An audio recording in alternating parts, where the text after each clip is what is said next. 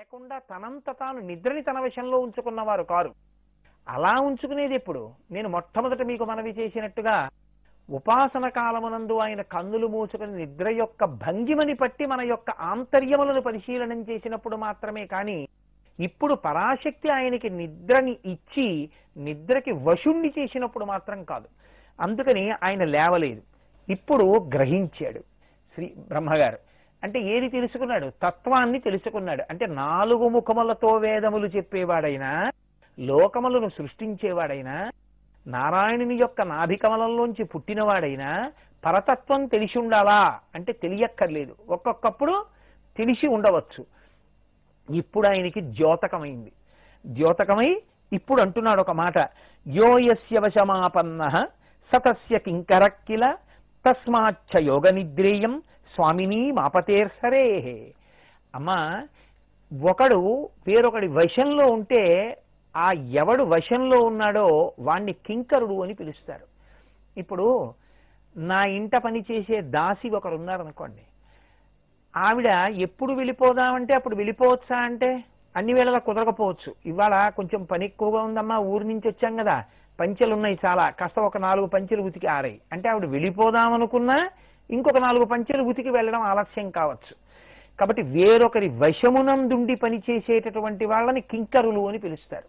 కింకరవు సముపస్థితవు అంటారు రామలక్ష్మణులు బాలకాండలో విశ్వామిత్రుడి దగ్గరికి వెళ్ళి. అటువంటి కింకరులు. కాబట్టి బ్రహ్మగారు అంటున్నారు, విష్ణువు పరాశక్తికి యోగ నిద్రాస్వరూపంగా ఉన్నటువంటి అమ్మవారికి కింకరుడు, ఆమె వశమునందున్నవాడు. ఇప్పుడు ఆయన్ని లేపితే ఆయన లేవగలడా? ఆవిడ్ని అడిగితే ఆవిడ వదులుతుందా? ఆవిడ్ని అడగాలి. ఆవిడ్ని అడిగితే ఆవిడ వదిలేస్తుంది. ఏమంటే కొంచెం ఏమనుకోకండి, కాస్త మా ఇంట్లో పనుంది, ఒక్కసారి మీ దాసిని పంపిస్తారేంటి అంటే, అమ్మా రేపు దుగుదు అని ఎలా వదిలేయి, నువ్వు వెళ్ళు అంటే వెళ్ళిపోతుంది. కాబట్టి ఇప్పుడు స్వేచ్ఛ ఇవ్వడం ఎవరి చేతిలో ఉంది? యజమాని చేతిలో ఉంది, కింకరుడి చేతిలో లేదు.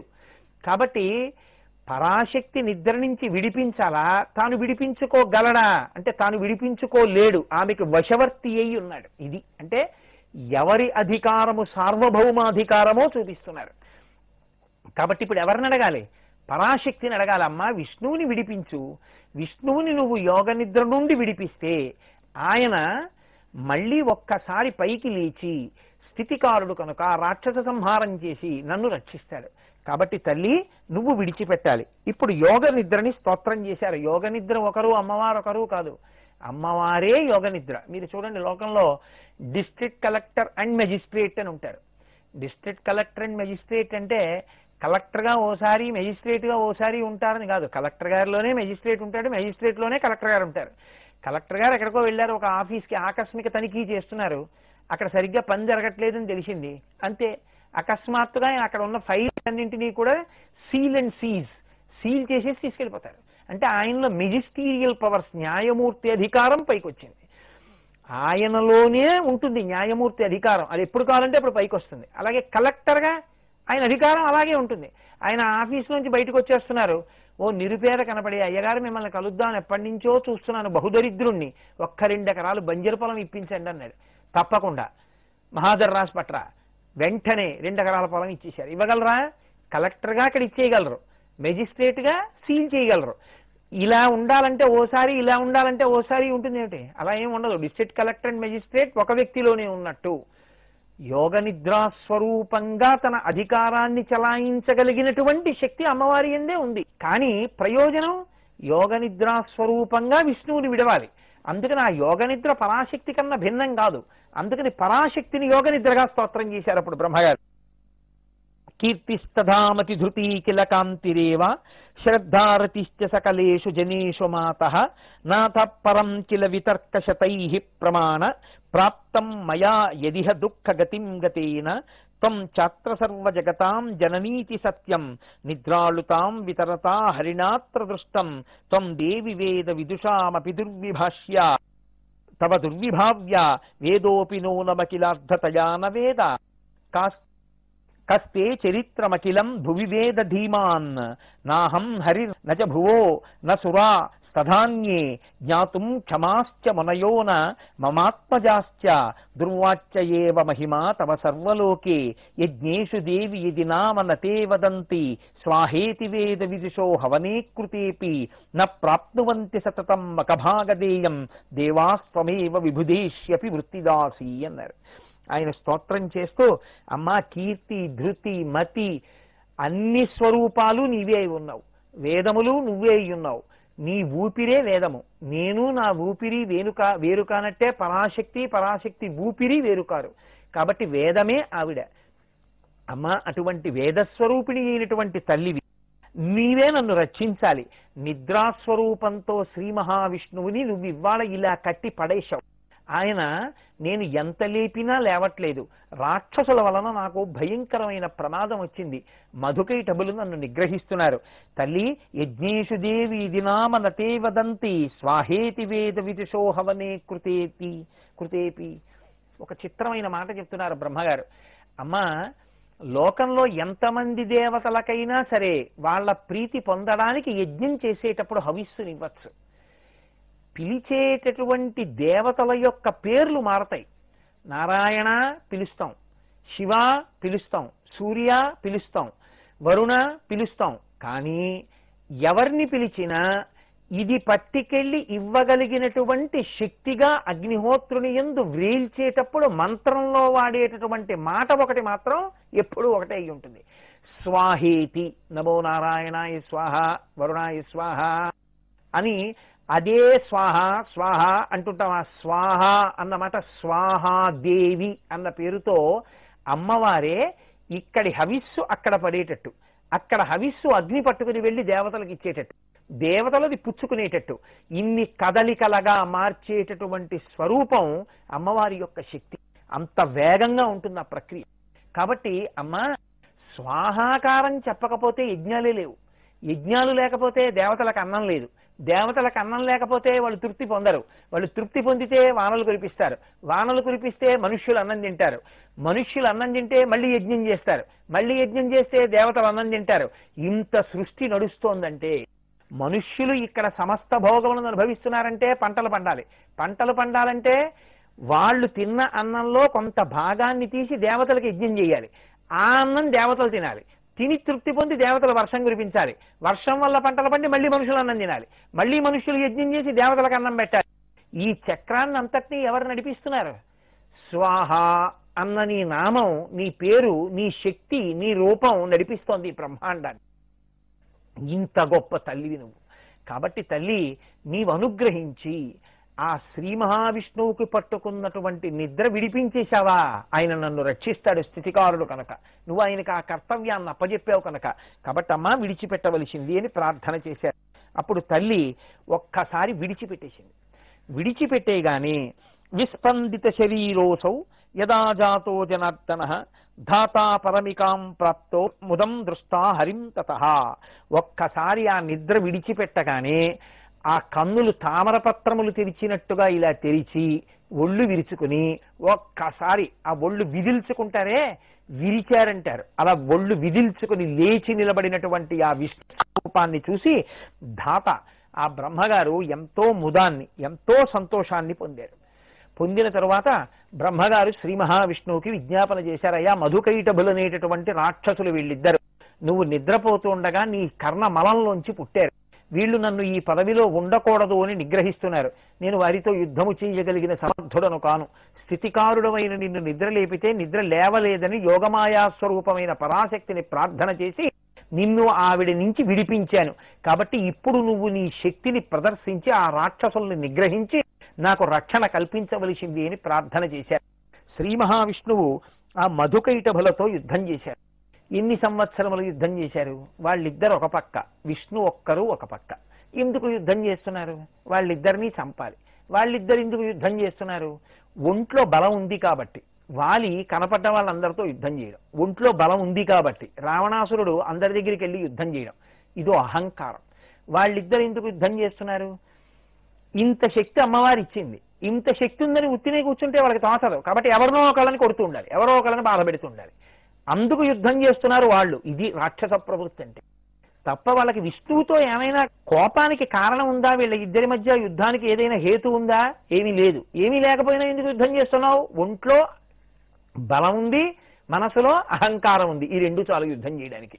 ఇదే రాక్షస ప్రవృత్తి అంటే. రాక్షస ప్రవృత్తి అంటే ఎప్పుడు నేను, ముందు పుట్టడం మధువు, కైటభుడు నాది, నా అంతవాణ్ణి నేను, ఇది నాది, కనపడలల్లా నాది. బ్రహ్మగారు కూర్చునేటటువంటి తామర పువ్వు వాళ్ళకెందుకు అంటే ఏది కనపడితే అది నాది, నాది చేసేసుకోవాలి, నా అంతవాణ్ణి నేను. అహంకార మమకారములే మధుకైటభులు. కాబట్టి ఇప్పుడు ఈ మధుకైటభులు ఇద్దరూ కోరుకోని కోరికంటూ ఏమీ ఉండదు. అది ఎక్కడి వరకు ఉంటుంది? ఈ బుద్ధి వ్యగ్రత ఎందు ఎదురుగుండా ఉన్నవాడితో వైషమ్యములకు కారణం లేకపోయినా యుద్ధం చేస్తారు. కాబట్టి విష్ణువుకి మధుకైటభులకి యుద్ధం జరుగుతోంది. మరి విష్ణువు ఎందుకు యుద్ధం చేయాలి? ఆర్తత్రాణపరాయణుడు, స్థితికారుడు. ఎవరైనా గొంతెత్తి పిలిచారో రక్షించి తీరాలి, అది ఆయన లక్షణం, ఆయన చేసుకున్న ప్రతిజ్ఞ అది.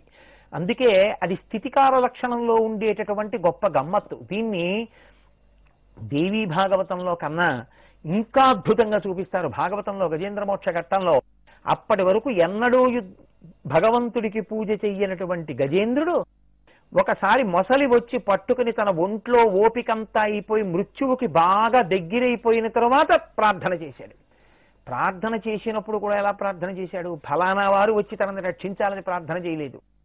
ఎవ్వని చేజనించు జగమెవ్వని లోపల నుండు లీనమై ఎవ్వని ఎందుడిందు పరమేశ్వరుడెవ్వడు, మూల కారణం బెవ్వడు, అనాది మధ్యలయుడెవ్వడు, సర్వము తానయైన వాడెవ్వడు, వాణియాత్మభౌ ఈశ్వరునే శరణంబు వేడద. ఎవడు ఈ లోకములనన్నింటినీ రక్షించవలసిన అవసరం ఉన్నవాడో వాడు రావాలన్నాడు. ఎవడి ఎందు పుట్టి పెరిగిలయమవుతున్నాయో వాడు రావాలన్నాడు. ఇప్పుడు ప్రధానంగా మొసలి నుండి రక్షించేవాడు రావాలి. అందుకే మిగిలిన దేవతలందరూ ఎవరిని పిలుస్తున్నారో తెలియక లేచినా కూర్చున్నారు. ఎవరు లేవాలి? స్థితికారుడు, మొసలి నుంచి రక్షించాలి కాబట్టి విష్ణువు బయలుదేరి రావాలి. ఇన్నాళ్ళు నన్ను ఎప్పుడూ పిలవలేదు, మొసలి పట్టుకున్న తర్వాత ఏడుస్తున్నావా, ఇప్పుడు నేను ఎందుకు రావాలి? ఆయన అనడం. ఎందుకు అనడం? త్రికరణ శుద్ధిగా పిలిస్తే వచ్చేటటువంటి లక్షణం ఉన్నవాడు, శరణాగతి చేస్తే వెంటనే పలికేటటువంటి ప్రతిస్పందించేటటువంటి స్వభావం ఉన్నవాడు. అందుకే లీలతో నామరాలింపడే మొరగుల మొరలెరుంగుచు తన్ను మొరగువాడు అన్నాడు గజేంద్రుడు. నేను పిలిస్తే తన యొక్క స్థితిని మర్చిపోయి ఎలా వస్తున్నానో కూడా చూసుకోకుండా పరిగెత్తుకొచ్చేటటువంటి లక్షణం ఉన్నవాడిని పిలుస్తున్నానన్నాడు. ఇప్పుడు ప్రహ్లాదుడికి వచ్చినట్టు అక్కడే స్తంభంలోంచి వస్తే సరిపోదు. అల వైకుంఠపురంబులో నగరిలో ఆమూల సౌధంబుదాపల మందార వనంతరం ప్రాతేందు కాంతోపలోత్తల పర్యంకరమా వినోదియగో ఆపన్న ప్రసన్నుండు విశ్వల నాగేంద్రము పాహీ పాహీయన కుయ్యాళించి సంరంభియై సిరికింజప్పక శంకరచక్రయుగముంచేదోజి సంధింపకే పరివారంబును జీరడభ్రగపతిన్ మన్నింపడు ఆకర్ణికంతరధమ్మిల్లము చక్కనొత్తడు వివాద ప్రోద్ధిత శ్రీ కుచోపరి చేలాంచలమైన వీడడు గజప్రావనోత్సాహి. తనని తాను మరిచిపోయి రావాలి. ఇది స్థితికార లక్షణమునకు ఉండేటటువంటి ప్రధాన ధర్మం. ప్రార్థించిన వారిని రక్షించాలి, ధర్మాన్ని నిలబెట్టాలి. కాబట్టి ఇప్పుడు విష్ణు అందుకు యుద్ధం చేయాలి. మధుకైటభులు ఎందుకు యుద్ధం చేయాలి? మమ్మల్ని చంపేవాడు లేడు, మేము కోరుకుంటేనే చేస్తాం, మాకు ఇదో వరం ఉంది పరాశక్తి దగ్గర. అందుకని ఒంట్లో ఉన్నటువంటి బలం చేత, మనసులో ఉన్న అహంకారం చేత మధుకైటభులు యుద్ధం చేస్తారు. ఇద్దరి మధ్య భయంకరమైన యుద్ధం జరిగింది. ఎన్నాళ్ళు జరిగింది యుద్ధం అన్నారు? 5 వర్ష సహస్రాణి మయా యుద్ధం కృతం కిల న శ్రాంతౌ దానవౌ ఘోరౌ శ్రాంతోహం చైవ తద్భుతం పగతం మే బలం శౌర్యం కస్మాచ్చేమా వనామయౌ కిమత్ర కారణం చింత్యం విచార్య మనసాత్విహ. ఒక్కసారి ఆయన ఆలోచించాడు.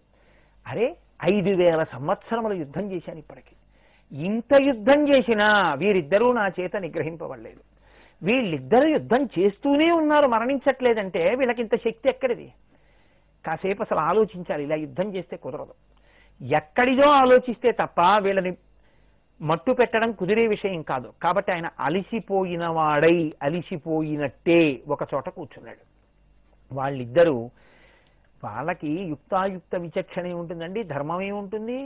అలిసిపోయి కూర్చున్న వాడి మీద ఇద్దరూ వచ్చి యుద్ధానికి వచ్చారు. ఆయన అన్నాడు, శ్రాంతే భీతే త్యక్త శస్త్రే పతితే బాలకే తథా ప్రహరంతి న వీరాస్తే ధర్మయేష సనాతనః 5 వర్ష సహస్రాణి కృతం యుద్ధం మయాత్విహ ఏకోహం భ్రాతరౌవాం చ బలినౌ సదృశౌ తథా కృతం విశ్రమణం మధ్యే యువాభ్యాం చ పునః పునః తథా విశ్రమణం కృత్వా యుద్ధేహం నస్త్ర సంశయః తిష్టం తం హి యువాం తావద్బలవంతౌ మదోత్కటౌ విశ్రామ్యహం కరిష్యామి యుద్ధం వా న్యాయమాగతః. మీరు ఇద్దరు, నేను ఒక్కణ్ణి. ఇద్దరితో ఒక్కణ్ణి పోరు సలిపి సలిపి సలిపి ఉన్నాను. అరగంట కాదు, గంట కాదు, రోజు కాదు, నెల కాదు, సంవత్సరం కాదు, 5 ఏళ్ళయింది. నేనెంత పడలిపోతాను.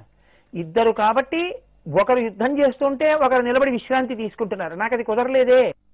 నేనిప్పుడు విశ్రాంతి తీసుకుంటుంటే మీ ఇద్దరు నా మీద కలియబడడం మంచిది కాదు. మీరు ధర్మం తెలుసున్నవారు అన్నారు. ఎందుకని అంటే ముక్కోపి ధర్మం తప్పేవాడు పొగట్టకి లొగ్గుతాడు. కాబట్టి ఆయన అన్నారు శ్రాంతే భీతే త్యక్త శస్త్రే.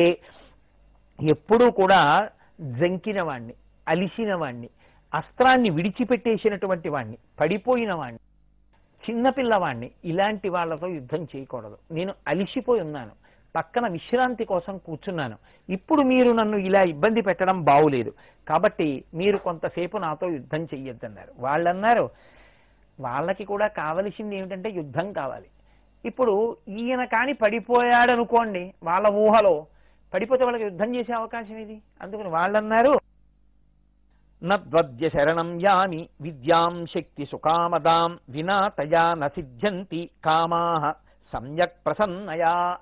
సరే అన్నారు. ఈలోగా స్వామి ఏం చేశారు, శ్రీ మహావిష్ణువు ఒక్కసారి పరాశక్తిని ప్రార్థన చేశారు. అమ్మా, నిన్ను నేను శరణాగతి చేస్తున్నాను, నాకు ఇప్పుడు ఇంకొక ఉపాయం కనపట్టలేదు. అన్ని ఉపాయములను విడిచిపెట్టేసి భగవంతుడే ఉపాయము నమ్మి నువ్వే రక్షించాలి అని తన బుద్ధినంతటినీ తీసుకెళ్లి పరమేశ్వరుడి యొక్క పాదముల దగ్గర న్యాసం చేసినటువంటి స్థితికి శరణాగతి అని పేరు. ఆ శరణాగతి యందు ఇంక తన ప్రయత్నం ఏం ఉండదు, ఇంక తనని తాను రక్షించుకునే ప్రయత్నం ఏం చెయ్యడు. కేవలంగా ఈశ్వరుడి మీదే నమ్మకం ఉంచేస్తాడు. అది అంత తేలికైన విషయం కాదు. అన్ని ప్రయత్నాలు విడిచిపెట్టి సర్వధర్మాన్ పరిత్యజ్య మామేకం శరణం వ్రజ అహం త్వా సర్వపాపేభ్యో మోక్షయిష్యామి వాశుష అంటారు మహానుభావుడు. భగవద్గీతలో గీతాచార్యుడు అన్ని ఉపాయములను విడిచిపెట్టి నేనే ఉపాయమని ఎవరు నన్ను శరణాగతి చేస్తున్నారో వారిని నేను రక్షిస్తాను అంటారు. అది భగవద్గీతా స్వరూపంగా గీతాచార్యుడైనటువంటి శ్రీకృష్ణ భగవానుడే కావచ్చు, పరాశక్తి స్వరూపం కావచ్చు, ఎక్కడైనా అదే ధర్మం. అన్ని ఉపాయములను విడిచిపెట్టి శరణాగతి చేసినటువంటి వారికి సజ్జ ఫలితంగా అప్పటికప్పుడు ఈశ్వరానుగ్రహం కలుగుతుంది. కానీ నోటితో చెప్పడం వేరు. శ్రీ వెంకటేశ చరణౌ శరణం ప్రపద్యే అని 10 శ్లోకాలు చెప్పడం తేలిక. కానీ త్రికరణ శుద్ధిగా అన్ని ప్రయత్నాలు విడిచిపెట్టి భగవంతుని యందే బుద్ధిని రక్షణ భారమును న్యాసము చేసి తాను నిలబడగలిగినటువంటి ప్రజ్ఞ, భగవంతుని యందు కదిలిపోనటువంటి అపారమైన నమ్మకము భక్తి ఉన్నవాడికి తప్ప కుదిరేటటువంటి విశేషము కానే కాదు. అందుకే ఎవరో ఎక్కడో మహాత్ములైన వారు తప్ప నిజానికి శరణాగతి చెయ్యలేరు. శరణాగతి చిట్ట చివర ఏ ఫలితమో జ్ఞాన మార్గమునందు చిట్ట చివర కూడా అదే ఫలితం. జ్ఞాన మార్గం చివర ఏ ఈశ్వర సాక్షాత్కారమో, ఏ ఈశ్వరుని యందు తాను కలిసిపోతాడో శరణాగతి యందు కూడా అదే లభిస్తుంది. అందుకే పెద్దలైన వారెవ్వరూ కూడా శరణాగతి అనేటటువంటి విషయాన్ని విస్మరించి మాట్లాడరు. కానీ ఆ శరణాగతి చేసేటప్పుడు నన్ను నేను రక్షించుకోలేను, ఈశ్వరుడే రక్షిస్తాడన్న భావం మాత్రం స్థిరంగా నిలబడాలి. ఇప్పుడు అటువంటి భావనతో శ్రీ మహావిష్ణువు పరాశక్తికి శరణాగతి చేశారు. కాబట్టి శరణాగతి సద్యఫలితం ఇస్తుంది. అలసట నుంచి లేస్తే కుదరదు, వెంటనే యుద్ధం ప్రారంభమవుతుంది. ఇప్పుడు అమ్మవారు శ్రీ మహావిష్ణువుని ఎంత గొప్పగా అనుగ్రహించిందో, ఎటువంటి స్వరూపంతో ఏ తల్లి వరాలిచ్చిందో ఆ తల్లే రాక్షసుల్ని ఎలా మాయలో ముంచిందో, ఎలా ముంచి మధుకైటబులనేటటువంటి రాక్షసుల్ని శ్రీ మహావిష్ణువుతో సంహరింపజేసి మధుకైటభ సంహారం చేసిన వాడు శ్రీ మహావిష్ణువన్న కీర్తిని యశస్విని అయి ఆ తల్లి వాళ్ళకి ఇచ్చిందో ఆ అద్భుతమైనటువంటి ఘట్టాన్ని రేపటి రోజున మీకు వివరణ చేస్తాను. మంగళాశాసనపరై పదాచార్య పురోగమై సర్వైశ్చ పూర్వైరాచార్యై సత్కృతాయాస్తు మంగళం. మంగళం కోసలేంద్రాయ మహనీయ గుణాత్మనే చక్రవర్తి తనూజాయ సర్వభౌమాయ మంగళం. ఉమాకాంతాయ కాంతాయ కామితార్థప్రదాయినే శ్రీగిరీశాయ దేవాయ మలినాథాయ మంగళం. సర్వం శ్రీ ఉమామహేశ్వర పరబ్రహ్మం విష్ణుం శశివర్ణం చతుర్భుజం ప్రసన్నవదనం ధ్యాయేత్ సర్వవిఘ్నోపశాంతయేత్. గురుర్బ్రహ్మా గురుర్విష్ణుః గురుర్దేవో మహేశ్వరః గురుః సాక్షాత్ పరబ్రహ్మ తస్మై శ్రీ గురవే నమః.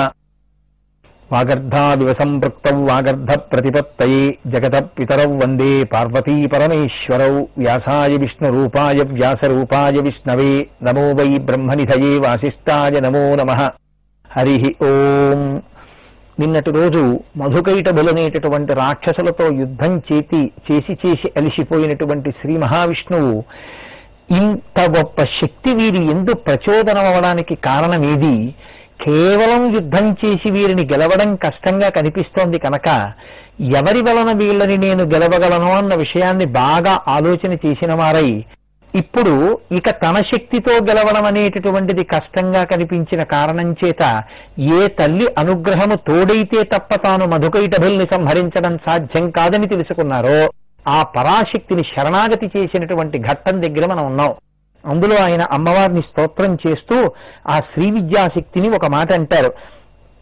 ఏవం సంచింత్యమానస్తు గగనే సంస్థితాం శివాం అవశ్యద్భగతాన్ విష్ణుర్యోగ నిద్రాం మనోహరాం కృతాంజలిరమేయాత్మ తాంచతుష్టావయోగవిత్ వినాశార్థం తయోస్తత్ర వరదాం భువనేశ్వరీం నమో దేవి మహామాయే సృష్టి సంహారకారిణి అనాది నిధనే చండి భక్తి ముక్తి ప్రదే శివే నతే రూపం విజానామి సగుణం నిర్గుణం తథా చరితాని కుతో దేవి సంఖ్యాతీతాని యాని తే సహాయం కురు మే మాతః ఖిన్నోహం యుద్ధకర్మణ దృప్తౌ తౌ వరదానేన తవ దేవార్తినాశనే హంతుం మాముజ్జతౌ పాపౌ కిం కరోమి త్వయామి చ ఇత్యుక్తా సా తదా దేవి స్మితమువాచః ప్రణమంతం జగన్నాథం వాసుదేవం సనాతనం దేవదేవ హరే విష్ణో కురు యుద్ధం పునఃస్వయం వంచయిత్వాత్తిమౌ శూరౌ హంతవ్యౌ చ విమోహితౌ మోహయిష్యామ్యహం నూనం దానవౌ వక్రయాదృశా. ఎప్పుడైతే శ్రీ మహావిష్ణువు రెండు చేతులు దోయిలించి అంజలిబద్ధుడై పరాశక్తిని ధ్యానం చేస్తూ స్తోత్రం చేస్తూ అమ్మా నమో దేవీ మహామాయే సృష్టి సంహారకారిణి అనాది నిధనే చండి భక్తి ముక్తి ప్రదేశివే అని స్తోత్రం చేశారు. అమ్మా నువ్వు చండీ స్వరూపానివమ్మా అన్నారు. చెడి కోపనే ఇది చండిహి అని, కోపం కలిగినటువంటి స్వరూపానికి చండీ స్వరూపము అని పేరు.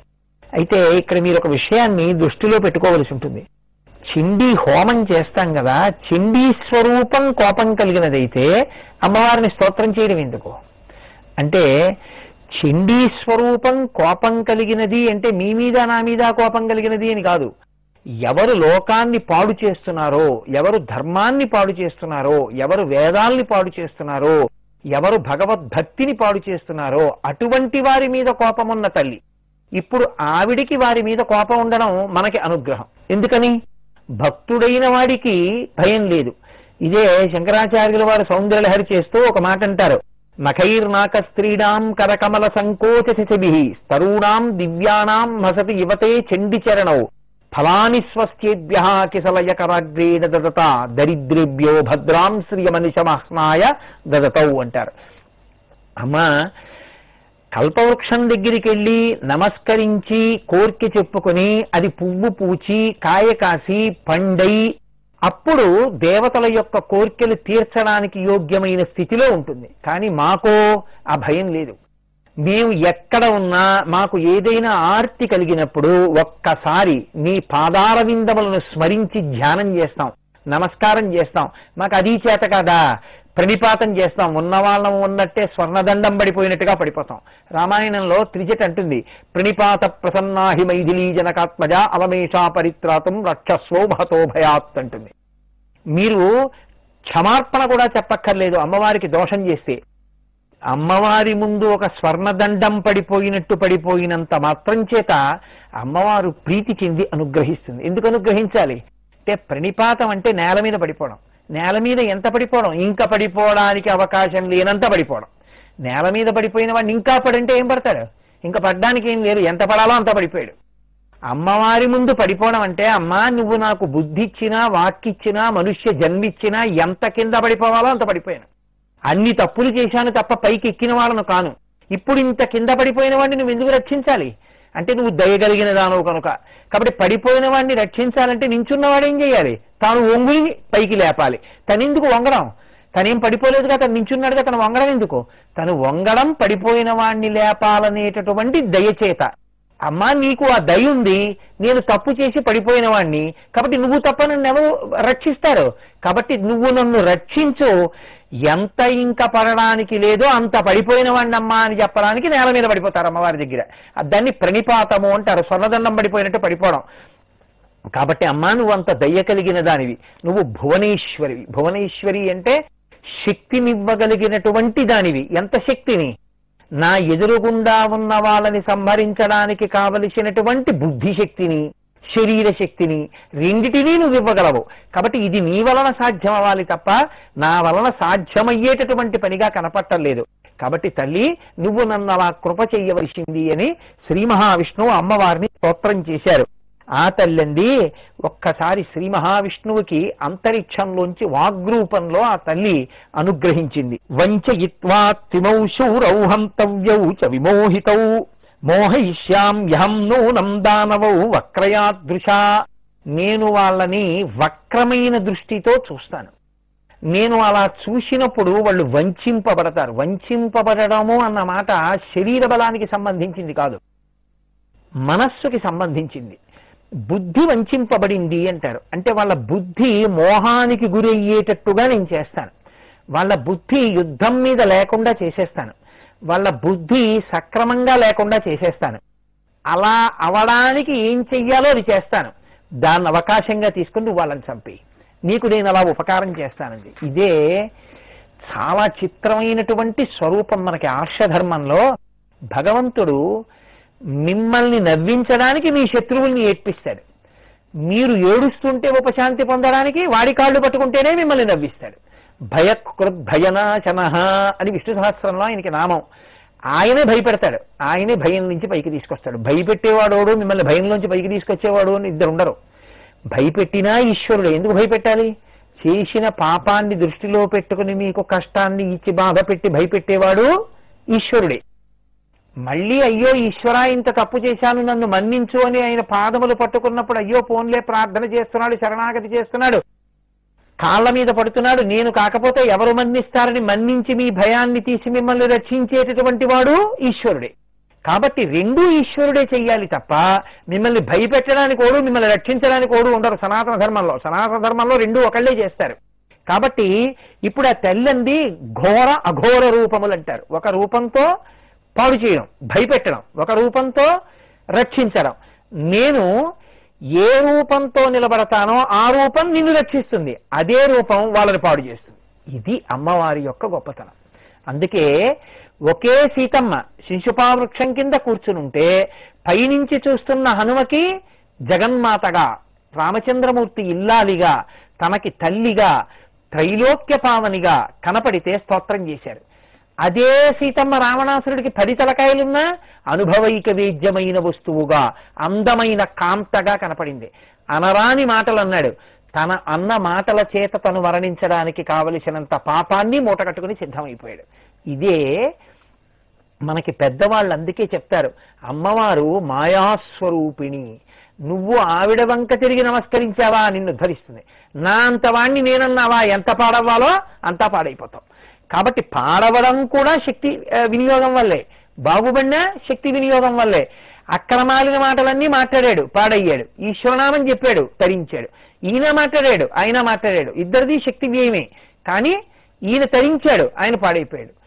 శక్తి ఇద్దరికి ఇచ్చింది అమ్మవారు. నువ్వు ఎలా వినియోగించుకోవాలో అలా వినియోగించుకోవాలి. కాబట్టి నిన్ను నేను అనుగ్రహిస్తాను. ఏ రూపం కనపడుతూ ఉంటుందో అదే నిన్ను అనుగ్రహిస్తుంది, వాళ్ళని పాడు చేస్తుంది. చూడు తమాషా ఎలా చేస్తాను అంది. ఇప్పుడు ఆ తల్లి ఒక్కసారి ఆకాశంలో వాళ్ళకి కనపడేటట్టుగా మధుకైటభులకి నిలబడింది. ఎలా నిలబడింది? జహసాతీవతామ్రాక్షై వీక్షమాణ తదాసురౌ తౌ జగాన కటాక్షైశ్చ కామబాణైరివాపరైః మందస్మితయుతైః కామ ప్రేమభావయుతైః దృష్ట్వా మముదితః పాపౌ దేవ్యా వక్రవిలోకనం విశేషమితి మాన్వాకౌ కామబాణాతిపీడితౌ వీక్షమాణౌ స్థితౌ తత్ర తాం దేవీం విశద ప్రభాం. ఎప్పుడైతే అమ్మవారు ఆకాశంలో ఒక అందమైనటువంటి యువతిలా, మంచి నిండు యవ్వనంలో ఉన్న యువతి నిలబడినట్టుగా నిలబడి, వాళ్ళ చిత్తమునందు వికారము కలిగేటట్టు, వాళ్ళ మనసు మీద కాముని యొక్క బాణములు పడేటట్టు, వాళ్ళ బుద్ధి చిలించిపోయేటట్టు, వాళ్ళు వంచితులయ్యేటట్టు ఒక వక్రమైన నవ్వు ఒకటి నవ్వింది ఆకాశంలో నిలబడి. వెంటనే వాళ్ళకి యుద్ధానికి విముఖులయ్యారు. వాళ్ళ దృష్టి అంతా అమ్మవారి మీద నిలబడింది. రాక్షసుడి యొక్క స్థితి అంటే ఎలా ఉంటుందంటే, పక్కన ఒక స్త్రీ ఉందనుకోండి, నా అంతవాణ్ణి నేనన్న అహంకారం మరింత పెరిగిపోతుంది. తను వినయ ప్రకటనం చేయడు, నేనింత గొప్పవాణ్ణని ఆడదాని ముందు 1కి 10 పొగుడుకుంటాడు. ఆ పొగుడుకుని తనని తాను పొగుడుకోవడం తాను మరణించడంతో సమానం. ఆడదాని యందు లౌల్యం ఉన్నవాడు ఎదురుగుండా కనపడిన ఆడదాన్ని నన్ను నేను పొగుడుకుని లొంగ తీసుకోగలను అనుకున్నటువంటి వెర్రివాడు తాను చచ్చిన వాడితో సమానంగా తనని తాను పొగుడుకుని పాడైపోతాడు. ఇది అమ్మవారి మాయ. కాబట్టి ఇప్పుడు ఆ తల్లి ముందు వాళ్ళు వికారం చెందారు. కాబట్టి ఇప్పుడు వాళ్ళు మా అంత వాళ్ళం మేమంటారు.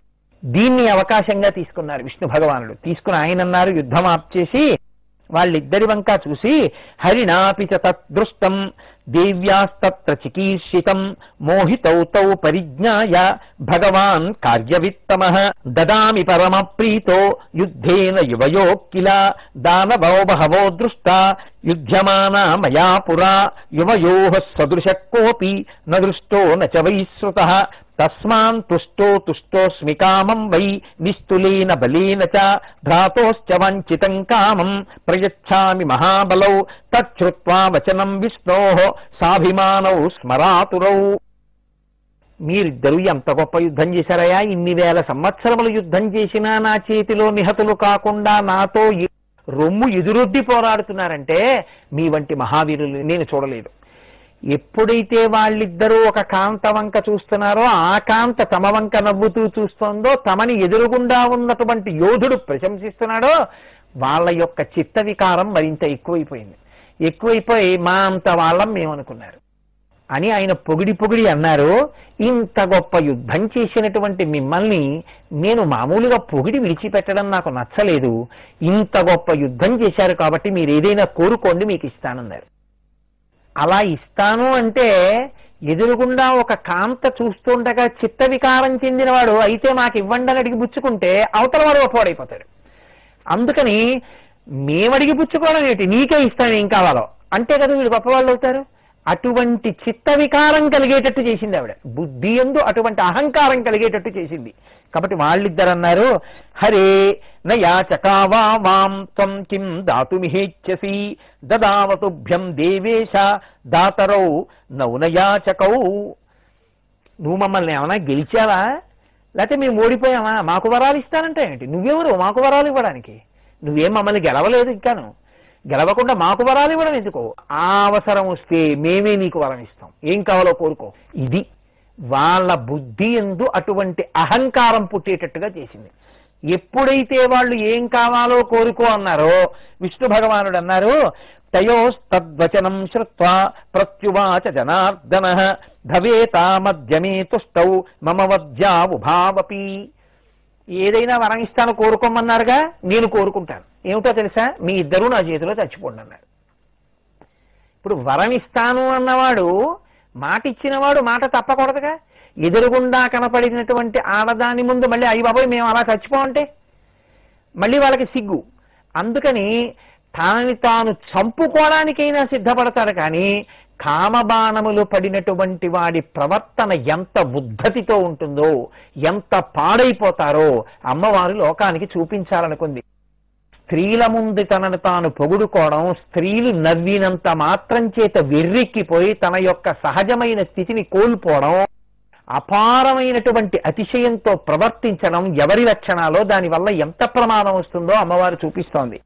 ఇప్పుడు వాళ్ళిద్దరూ అన్నారు, నిర్జలే విపులే దేశే హనస్వ మధుసూదన వధ్యా వావాం తు భవతః సత్యవాగ్భవ మాధవ. నీకు మేము వరం ఇచ్చాం, నువ్వన్నావు మమ్మల్ని నీ చేతిలో చనిపోమన్నావు, అలాగే చనిపోతాం. కానీ నువ్వు మాకు వరం ఇచ్చావుగా, అందుకని నువ్వు ఇచ్చిన వరాన్ని మేము పుచ్చుకుంటున్నాం, నువ్వు మమ్మల్ని చంపు అంటే ప్రాణభయం దగ్గరికి, ప్రాణ సంకటం దగ్గరికి వచ్చేటప్పటికి చావు తెలివితేటలు వచ్చాయి. ఎక్కడ చూసినా జలమేగా ఉంది, ప్రళయ జలాలే ఉన్నాయి, ఎవరు లేరు. ఒక్క విష్ణువు ఉన్నారు, విష్ణువునాభికమలంలోంచి బ్రహ్మగారు వచ్చారంతే. ఈ మధుకైటబులు ఆయన యొక్క చెవి మలంలోంచి బయటకు పుట్టుకొచ్చారు. కాబట్టి వాళ్ళు అన్నారు, ఎక్కడ నీళ్లు లేవో అక్కడ మమ్మల్ని ఇద్దరిని సంహరించు. నువ్వు మాకు వరం ఇచ్చావుగా, ఆ వరం నువ్వు నిలబెట్టుకుని సత్యమును నిలబెట్టగలిగిన వాడివి, సత్యమును అనుష్ఠించేవాడివి అన్న పేరు కీర్తి తెచ్చుకో అన్నారు. ఇప్పుడు శ్రీ మహావిష్ణువు ఏం చేశారంటే, అంతటా ప్రళయజలం ఉంది, వాళ్ళని సంహరించాలి. కాబట్టి ఆయన విశాలమైనటువంటి తొడల్ని మరింత పెద్దవిగా చేశారు. చేసి ఇక్కడ నీళ్లు లేవుగా తొడల మీద, మీ ఇద్దరూ వచ్చి నా తొడల మీద తల పెట్టి పడుకోండి అని ఆయన మోకాల మీద తల వంచి కంఠం బాగా దొరికేటట్టుగా పడుకునేటట్టుగా వాళ్ళు పడుకోవడానికి వీలైన పెద్ద పెద్ద తొడల్ని పెంచారు. ఇప్పుడు పెంచడం అన్న దాంట్లో శక్తి ఉందిగా, అంత పెద్ద తొడల్ని పెంచేటట్టు వాళ్ళని అటువంటి వరం అడిగి చంపగలిగినటువంటి బుద్ధిబలం పొందేటట్టు అమ్మవారు విష్ణువుని అనుగ్రహించింది. ఎవరు? నవ్వుతూ నించున్న తల్లి. అదే తల్లి గర్వంతో, అహంకారంతో, అతిశయంతో తొందరపడి నువ్వే వరం అడుగు అని విష్ణువుని అడిగేటట్టు చేసి తమ చావు తాము తెచ్చుకునేటట్టుగా, కామబాణ పీడితులయ్యేటట్టుగా మధుకైటబుల్లి చేసింది. వాళ్ళ బుద్ధిని వంచింది, ఈయన్ని అనుగ్రహించింది. ఆవిడికి ఏమైనా కోపమా వాళ్ళంటే? కోపం అయితే వరం ఎందుకు ఇస్తుంది? బుద్ధి బాగుండకపోతే, ప్రవర్తన బాగుండకపోతే ఏ తల్లి శక్తినిచ్చిందో ఆ తల్లి శక్తి తీసేస్తుంది. మీరే చూడండి, సంస్థలో ఒక పెద్ద అధికారి ఉంటాడు, ఇంకో చిన్న అధికారికి కొన్ని అధికారాలు ఇస్తాడు, నువ్వు ఇలా పని చెయ్యి అంటాడు. అతను అధికారాన్ని దుర్వినియోగం చేస్తున్నాడు అనుకోండి, ఏం చేస్తాడు? సస్పెండ్ చేస్తాడంటే తాత్కాలికంగా అధికారాలు లేకుండా చేసేస్తాడు. తర్వాత ఏం చేస్తాడు? ఆ పదవి నుంచి తీసేస్తాడు, అసలు ఆ అధికారం లేకుండా చేస్తాడు. అలా అమ్మవారు కూడా తాను ఇచ్చినటువంటి శక్తిని ఎవడు దుర్వినియోగం చేస్తున్నాడో, తానిచ్చిన మాట తప్పకుండా సత్యమునకు కట్టుబడి వాళ్ళ నుంచి మళ్ళీ ఆ శక్తిని తీసివేయగలిగినటువంటి సర్వసమర్థురాలై ఉంటుంది. ఆవిడ్ని వంచడం మనకి చేత కాదు. కానీ మాయామానుష స్వరూపిణి అయినటువంటి అమ్మవారు బుద్ధిని భ్రమలో ముంచాలంటే ఆవిడికి మాత్రం అది పెద్ద విశేషం కాదు. హనుమంతటి వారు నిద్రపోతున్నటువంటి మండోదరిని చూసి సీతమ్మ అనుకున్నారు. ఇదే ఆ తల్లి గొప్పతనం. అంత మహానుభావుడు, నవవ్యాకరణ పండితుడు, బుద్ధిమతాం వరిష్టం, వాతాత్మజ వరయూధ ముఖ్యం, శ్రీరామదూతం శిరసానమామి అని నమస్కరింపబడినటువంటి హనుమ ఆవిడ్ని చూడగానే ఈవిడే సీతమ్మ అనుకున్నారు. స్తంభాన రోహాత్మిపపాత భూమౌ నిదర్శయన్ స్వాం ప్రకృతిం కపీనాం. స్తంభాలెక్కేశారు. స్ఫోటయామాస చుచుంబ పుచ్చం ననందచి క్రీడ జగౌ జగామ. భుజాలు రెండు సరిచేసుకున్నారు, పాటలు పాడేశారు, నాట్యం చేసేశారు, స్తంభాలు ఎక్కేశారు, కిందకి దూకేశారు. ఈవిడే సీతమ్మ అన్నారు, నానా అల్లరి చేసేశారు. వాల్మీకి మహర్షి అన్నారు, కోతి బుద్ధి బయట పెట్టుకున్నాడన్నారు.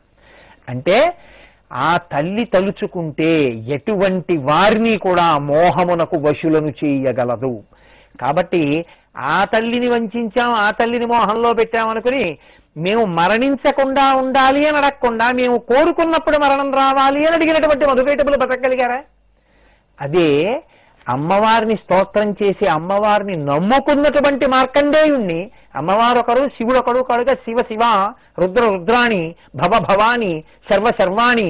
శివశక్తి శివశక్తే, శివుడు శివశక్తి ఇద్దరు ఒకటే. కారు ఒకటి, కారు హార్స్ పవర్ ఒకటి కాదుగా. నేను తిన్న అన్నాన్ని జీర్ణం చేసుకునే నా శక్తి ఒకటేగా. అలాగే శివుడు శివశక్తి ఒకటేగా.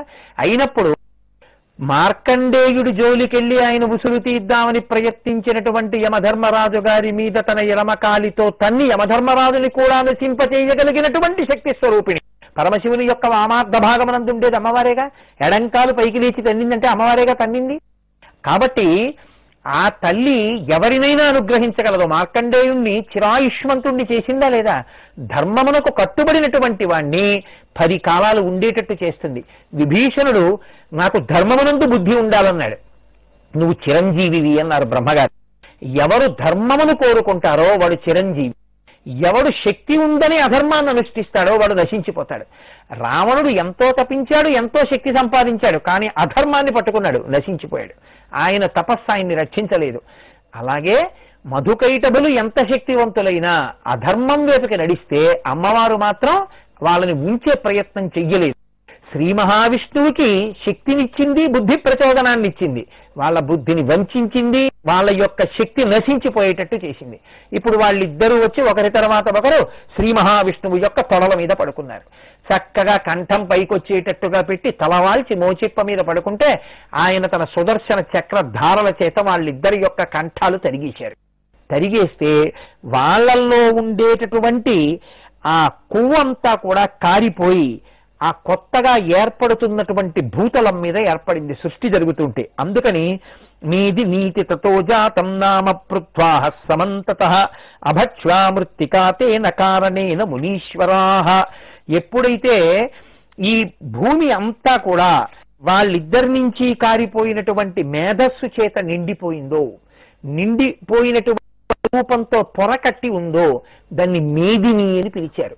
భూమికి మేదిని అని పేరు రావడానికి కారణం మధుకైటభుల యొక్క కంఠంలోంచి కారినటువంటి ఆ మేధ చేత, కొవ్వు చేత కప్పబడి ఉండడం. రాక్షసుల యొక్క కొవ్వు చేత తడిసింది కాబట్టి మట్టిని తీసి నోట్లో వేసుకోకూడదు. అందుకని నాటి నుంచి ఈనాటి వరకు మట్టిని తినకండి, మట్టిని తినకండి అంటారు. కారణం అది. ఆ విధంగా అమ్మవారు శ్రీహరి చేత మధుకైటభ సంహారం చేయించి ధర్మాన్ని రక్షించి స్థితికారుడైనటువంటి శ్రీ మహావిష్ణువు తన కర్తవ్యమునందు కృతకృత్యుడనయ్యాననేటటువంటి ఆనందాన్ని, సంతోషాన్ని, తృప్తిని ఆయనకి కల్పించింది. దీన్ని మీరు లోతుగా లోపలికి విచారణ చేసి తాత్వికంగా ఆలోచిస్తే మధుకైటభులు ఎవరో కాదు, వాళ్ళు శ్రీ మహావిష్ణువు యొక్క చెవి మలంలోంచి పైకొచ్చారు. సాక్షాత్ శ్రీ మహావిష్ణువు చైతన్య స్వరూపుడైనటువంటి వాడు, అమ్మవారి యొక్క ప్రతిబింబము వంటి వాడు, ఆవిడ యొక్క శక్తికి అలవాలమైన వాడు. అటువంటి ఆయనలోంచి పుట్టిన చైతన్యమును ఉనికిగా పొంది త్రిగుణములలో తామసీ గుణమునకు, తమోగుణమునకు, రజోగుణమునకు వశుడైనటువంటి వాడి బుద్ధి ఎలా ప్రకాశిస్తుందో చూపిస్తున్నారు. అందుకే మధువు, కైటభుడు వాళ్ళిద్దరి పేర్లు. ఆ పేర్లు పెట్టడం వెనక కూడా ఒక రహస్యం ఉంది. మధువు అంటే తీపిగా ఉండేటటువంటిది. కైటభుడు అంటే కీటవద్భాతి కీటకం తస్య భావం కీటకం. ఏది మధువు, ఏది తీయగా ఉంటుంది లోకంలో? నేను కన్నా తీయనైంది ఇంకా లోకంలో లేదు. నేనండి నేనండి అంటాడు. అన్నిటికీ నేను. ఏమిటా నేను? ఈ శరీరమే నేను. దీన్ని రక్షించుకోవాలని, నేను బాగుండాలని నా అంతటి వాణ్ణి నేనంటాడు. అందుకే లోకంలో రెండు దుర్లక్షణాలు ఉంటాయి. ఏమయ్యా నీకు సరస్వతీ కటాక్షం అంతగా లేదన్నారనుకోండి, వాడు ఒప్పుకోడు. నాకు లేకపోవడం నాకు బాగా వచ్చు అంటాడు. మీ దగ్గర డబ్బులు బాగా ఉన్నాయన్నారనుకోండి, నా దగ్గర ఏం ఉన్నాయండి, నా దగ్గర ఏం లేవు అంటాడు. లక్ష్మీ కటాక్షం ఉందంటే ఒప్పుకోడు, సరస్వతీ కటాక్షం లేదంటే ఒప్పుకోడు. ఈ రెండూ లేకపోవడానికి కారణం, ఈ రెండిటి యందు సత్యబుద్ధి లేకపోవడానికి కారణం వినయం లేకపోవడం. నేననేటటువంటి అహంకారం. నేను ఇది చూపించి అస్తమానం నేనంటాడు. ఈ నేను గొప్పదంటుంటాడు. ఈ నేనుని పట్టుకుని ఎన్నో నాదిలు వస్తాయి. ఈ నాదిలన్నీ కలిపే కీటవత్. ఒక్క తేనె చుక్క అలా పోసాననుకోండి, ఎన్ని చీమలో చుట్టూ చేరి తాగుతుంటాయి. ఈ నేనుని ఆశ్రయించి ఎన్నో నాదిలు బయలుదేరతాయి. నా ఇల్లు, నా భార్య, నా కొడుకు, నా కూతురు, నా అల్లుడు, నా కోడలు, నా పుస్తకం, నా లాల్చి, ఇలా ఎన్నో నాదిలు. ఒక్క నేను అన్ని నాదులు. ఈ నేను, ఈ నాది, ఈ రెండూ కలిపి అహంకార మమకార స్వరూపమై ఈ ప్రపంచమంతా వాడిది. వాడున్నాడు లోపల. వాడు వాడిది మానేసి నేను నాది అనిపించి పాడు చేస్తుంది. నేను నాది మధువు కైటభుడు. ఈ మధువు కైటభుడు ఇద్దరూ కూడా శ్రీమన్నారాయణుని చేత సంహరింపబడ్డారు. ఇది మనం కానీ జ్ఞాపకంలో ఉంచుకుంటే, పరాశక్తి యొక్క అనుగ్రహంతో విష్ణువు మధుకైటభ సంహారం చేసిన వృత్తాంతాన్ని చదివి అర్థం చేసుకుంటే, నేను నాది ఎంత బలమైనవో తెలిసి, ఎంత పాడు చేస్తాయో తెలిసి, వాడు వాడిది అని మనం అమృతమయమైన జీవితాన్ని గడిపి పరాశక్తి యొక్క అనుగ్రహాన్ని పొందుతాం. కాబట్టి ఈ విషయాన్ని అర్థం చేసుకోవాలని వ్యాస భగవానుని యొక్క కుతూహలం కొద్దీ మనకి ఇంత గొప్ప ఆఖ్యానాన్ని వివరించారు. సర్వం శ్రీ ఉమామహేశ్వర పరబ్రహ్మార్పణమస్తు. స్వస్తి.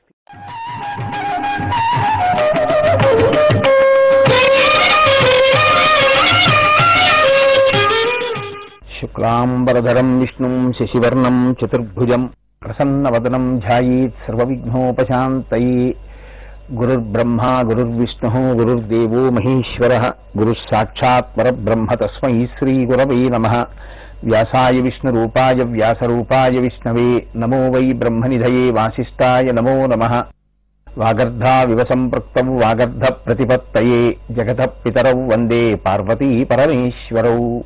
హరి ఓం.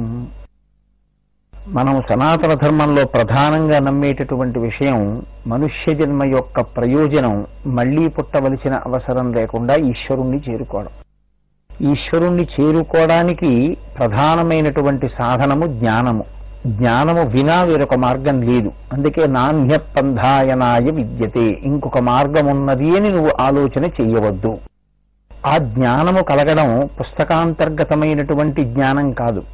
భక్తితో కూడినటువంటి కర్మానుష్ఠానము వలన ప్రీతి చెందినటువంటి పరమేశ్వరుడు లోపల ఉన్న ఆత్మతత్వం అనుభవంలోకి వచ్చేటట్టుగా చేసేటటువంటి స్థితికి జ్ఞానావిర్భావము అని పేరు. ఆ జ్ఞానము చేత మాత్రమే కైవల్యము కలుగుతుంది. కాబట్టి ఇప్పుడు ఆ జ్ఞానం కలగడానికి కావలసినటువంటి భక్తితో కూడిన కర్మానుష్ఠానమును నేర్పగలిగినటువంటిది వేదమే. ఆ వేదము చెప్పిన రీతిలో భక్తితో కూడిన కర్మానుష్ఠానము చేయడం వల్ల పొందేటటువంటి కైవల్య ప్రాప్తి గురించి వివరణ చెయ్యగలిగినది వేదమే. అటువంటి వేదాన్ని కలియుగంలో ఉండేటటువంటి జనుల యొక్క ఆయుర్దాయానికి అనుగుణంగా విభాగం చేసి ఇవ్వడమే కాకుండా 18 పురాణాల్ని, మహాభారతాన్ని, దేవీ భాగవతాన్ని రచించి ఇవ్వగలిగినటువంటి సమర్థుడైన ఒక మహాపురుషుడు ఈ యుగంలో ఆవిర్భవించాలి అంటే దానికి క్షేత్రము, బీజము రెండూ కూడా అంత గొప్పవై ఉండాలి. అంతటి బ్రహ్మజ్ఞాన సంపన్నుడు, అంతటి వైశిష్ట్యమైనటువంటి వ్యక్తిత్వం ఉన్నటువంటి వాడు అయితే తప్ప అటువంటి మహాపురుష జననము కలిగేటటువంటి అవకాశం లేదు. అంతటి బ్రహ్మజ్ఞాన సంపత్తి కలిగిన వాడు, ఈశ్వర భక్తుడైన వాడికి కామ ప్రచోదనం ఉండదు. ఆయనకి కామ ప్రచోదనం లేనినాడు ఆయన యొక్క తేజస్సు స్ఖలనము కాదు.